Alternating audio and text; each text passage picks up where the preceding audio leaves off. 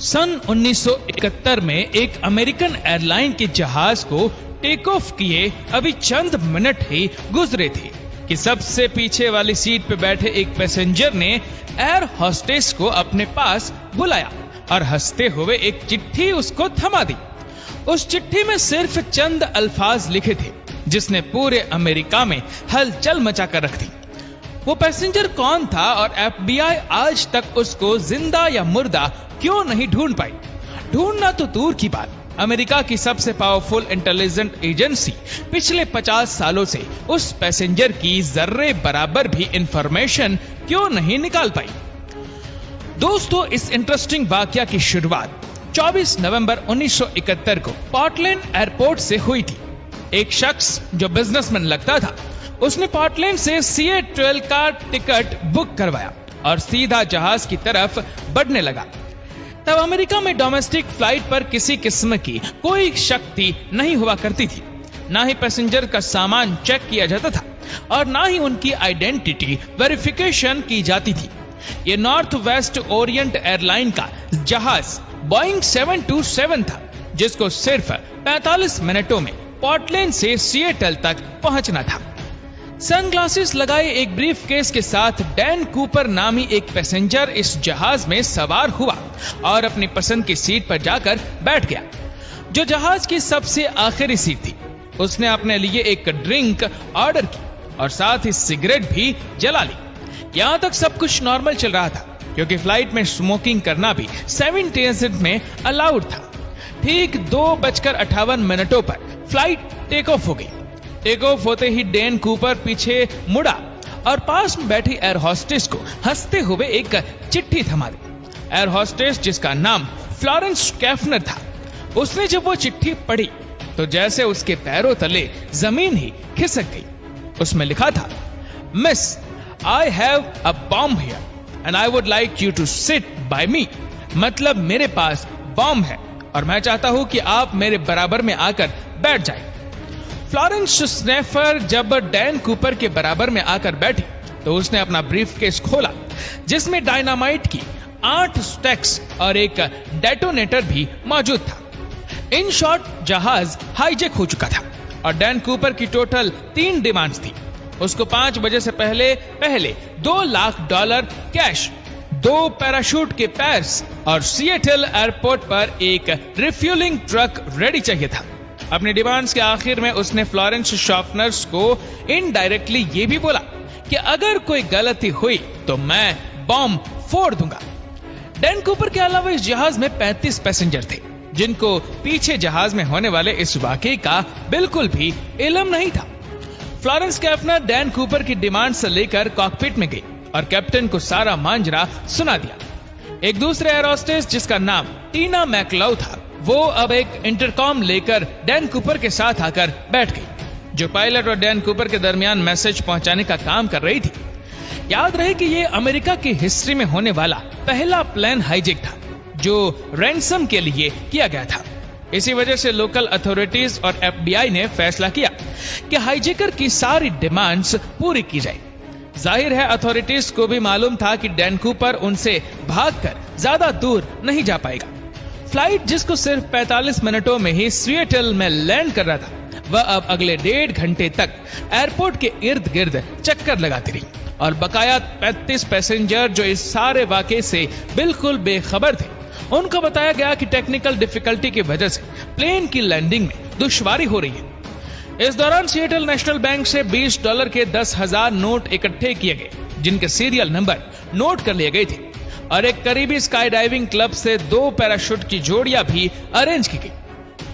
5:45 पे जहाज को लैंड कराया गया और वादे के मुताबिक डैन कूपर को पैसों से भरा एक बैग और 2 पैराशूट के पैर्स फराम किए गए। साथ ही साथ जहाज को रिफ्यूल भी कर दिया गया। अपनी मांगे पूरी करवाने के बाद डैन कूपर ने 35 पैसेंजर्स और 2 फ्लाइट क्रू को जहाज से उतरने की परमिशन दे दी, जबकि पायलट्स और 2 फ्लाइट क्रू को जहाज में रहने का ही कहा। इस वक्त रात हो चुकी थी और जहाज एक बार फिर से टेक ऑफ कर गया। डैन कूपर ने अपने साथ बैठी टीना मैकलाउ के जरिए पायलट को कुछ खास इंस्ट्रक्शंस भेजी। वो चाहता था कि जहाज के लैंडिंग गियर्स और फ्लैप्स खुले रहे। एल्टीट्यूड 10,000 फीट हो, स्पीड 320 किलोमीटर पर आवर और जहाज को सीधा मैक्सिको सिटी लेकर जाया जाए। पायलट ने बाकी तमाम डिमांड्स तो पूरी कर दी, लेकिन जहाज को सीधा मैक्सिको सिटी लेकर जाना फ्यूल की वजह से पॉसिबल नहीं था। लिहाजा पायलट ने डैन कूपर को रिफ्यूलिंग के लिए 2 ऑप्शन दिए, रेनो या फिर फियोनिक्स। डैन कूपर रेनो पर राजी हो गया। दूसरी तरफ लोकल और फेडरल अथॉरिटीज भी अपना काम कर रही थी। 2 फाइटर जेट्स को जहाज के पीछे रवाना किया गया, लेकिन वो इतनी स्लो स्पीड मेंटेन नहीं कर पा रही थी। इसी वजह से उन्होंने जहाज के इर्द गिर्द चक्कर लगाना शुरू कर दिया।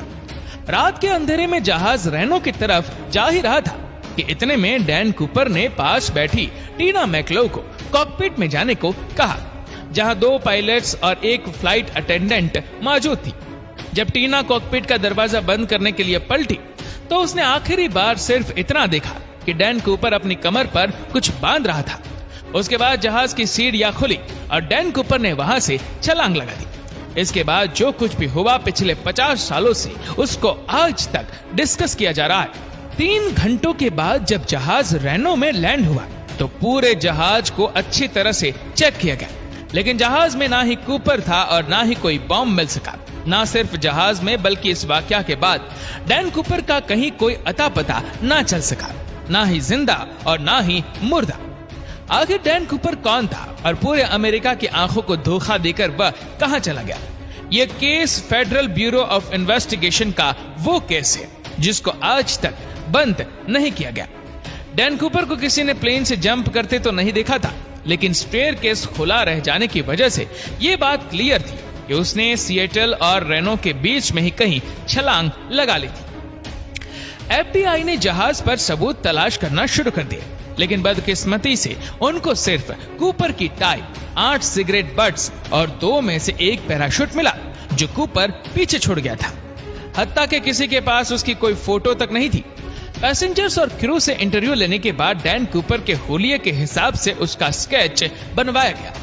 इससे पहले कि डैन कूपर को सिएटल और रेनो के बीच में तलाश किया जाता, FBI को यह जानना था कि उसने एग्जैक्टली कौन सी जगह पर प्लेन से जंप किया था।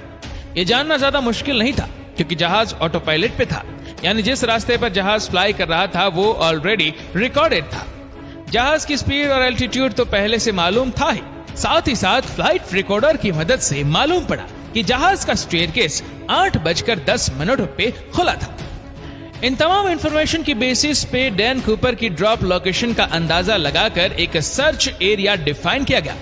यह 45 स्क्वायर किलोमीटर का एरिया घने जंगलात और पहाड़ों से घिरा हुआ है। एरियल टीम और लैंड सर्च टीम ने इस पूरे एरिया का चप्पा चप्पा छान दिया, लेकिन ना कूपर का कोई नामो निशान मिला और ना ही कोई ब्रीफकेस मिला या फिर पैसे। हत्ता के इस पूरे एरिया में इतनी शदीद सर्दी थी कि सबको यही लगा कि डैन कूपर मर गया होगा, लेकिन उसके बाद जो हुआ वह FBI की वहमो-गुमान में भी नहीं था। अमेरिकन हिस्ट्री में पहली बार FBI ने इस केस के लिए पब्लिक से हेल्प लेना शुरू कर दी। डैन कूपर का स्केच और $2 लाख के सीरियल नंबर भी अखबारों में छाया किए गए और डैन कूपर के बारे में कोई भी इंफॉर्मेशन देने पर इनाम देने का वादा भी किया गया। उनका ख्याल था कि कूपर अगर जिंदा होगा तो वह पैसे कहीं ना कहीं जरूर खर्च करेगा, लेकिन हैरत अंगेज तौर पे उस सीरियल नंबर का एक भी नोट कहीं भी दोबारा जाहिर नहीं हुआ। लेकिन मामला अभी तक खत्म नहीं हुआ था। करीब 9 सालों के बाद यानी 1980 में एक वाकया हुआ। सदर्न वाशिंगटन में कोलंबिया रिवर के किनारे एक बीच है जिसको टीना बार कहा जाता है। यहाँ एक बच्चा अपने पेरेंट्स के साथ खेल रहा था जब उसको रिवर के किनारे नोटों की 3 गड्ढियां मिली। ये $20 के नोटों की गड्ढियां थी जो टोटल $5800 बनते थे। बच्चे के पेरेंट्स ये पैसे लेकर FBI के पास गए। खुशकिस्मती से इनके सीरियल नंबर उन नोटों से मैच कर गए जो डैन कूपर लेकर गया था। डैन कूपर हाईजैकिंग केस में 9 सालों के बाद ये पहली प्रोग्रेस थी, लेकिन बजाय केस को सॉल्व करने के इस वाकया ने केस को मजीद उलझा कर रख दिया, क्योंकि ये पैसे ड्रॉप लोकेशन से करीब 27 किलोमीटर दूर पाए गए थे। पहले ये समझा गया कि ड्रॉप जोन में वाक़िए लुइस रिवर में ये पैसे डैन कूपर से ही गिरे होंगे और वहां से बहते हुए कोलंबियन रिवर तक आए होंगे, लेकिन बाद में नोटिस किया गया कि कोलंबियन रिवर तो अपोजिट डायरेक्शन में फ्लो करती है, यानी ये पैसे लुइस रिवर से बहकर टीना बार बीच तक किसी भी सूरत नहीं पहुंच सकती। FBI के लिए ये मामला तो सुलझने के बजाय उलझता ही जा रहा था। ना सिर्फ इतना, बल्कि टीना बार बीच जहां से ये पैसे बरामद हुए थे, यहाँ 1974 में कुछ खुदाई का काम किया गया था।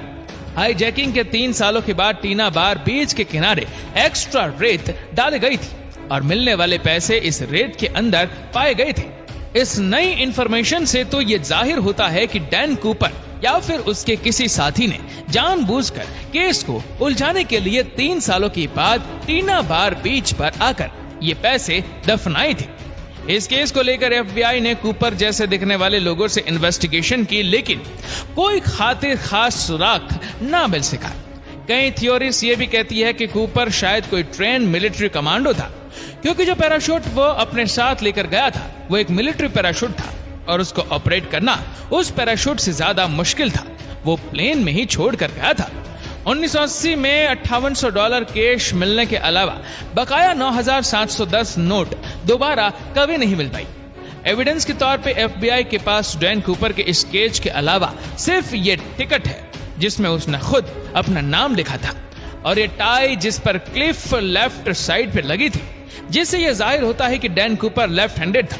इस केस ने FBI को पिछले 50 सालों से सवालों में उलझा कर रखा है। आज भी FBI की वेबसाइट पर इस केस की तमाम डिटेल्स मौजूद है और इस केस की फाइल आज भी खुली हुई है। दोस्तों, इस वीडियो को लेकर आपकी क्या राय है नीचे कमेंट करके जरूर बताएगा और अगर आपको वीडियो अच्छा लगा हो तो इस वीडियो को लाइक करेगा, शेयर करेगा ज्यादा से ज्यादा लोगों तक और ऐसे ही और भी रोचक जानकारियों के लिए सब्सक्राइब करें हमारे YouTube चैनल को और Facebook पर फॉलो करें हमारे पेज को। धन्यवाद।